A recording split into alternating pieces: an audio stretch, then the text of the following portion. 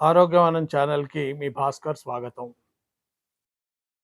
నా ఆరోగ్యవనపు రెండో కల, రెండో లక్ష్యం, రెండో ఉద్దేశ్యం.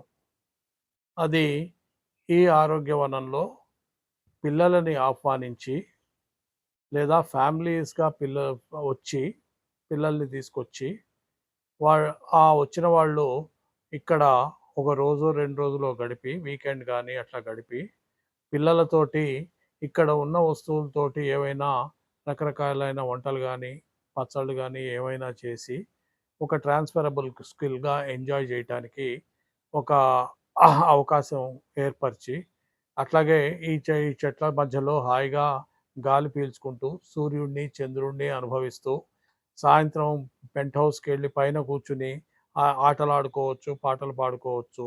ఒక ఆహ్ మంచి వాతావరణంలో ఓ రోజు, రోజున్నర నెలకొకసారి గాని గడపగలిగితే సిటీలో ఉన్న చిన్న చిన్న అగ్గిపెట్టెల్లాంటి ఫ్లాట్స్‌లో ఉన్న వాళ్ళకి భూమి మీద నడిచే అవకాశం లేదు.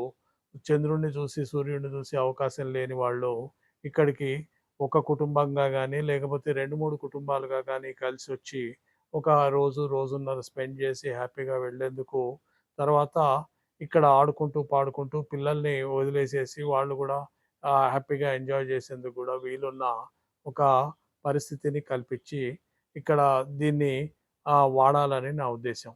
అట్లాగే పిల్లల కోసం ఇక్కడ 2 ఒక టెలిస్కోప్‌లు పెడదామన్న ఆలోచన ఉండింది నాకు.